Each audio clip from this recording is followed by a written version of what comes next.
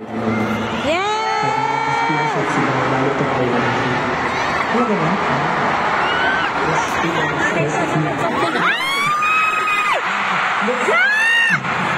alam nyo, gusto ko lang din i-share.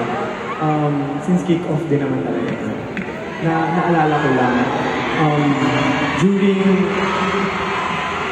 during pagtatag concert, yung tour namin ng pagtatag, isa din sa mga napuntahan namin is we were able to perform at Jake's concert. And during that time, alam namin na yung manonood sa amin doon, hindi 18. Parang yung talagang pumayag kami doon para maparinig namin sa mga hindi kami kilala kung anong music namin. And yet, nandun pa rin kayo. May 18 pa rin na nakapanood at sumunod at nagpunta.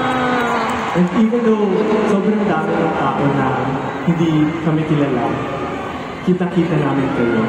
As you guys should.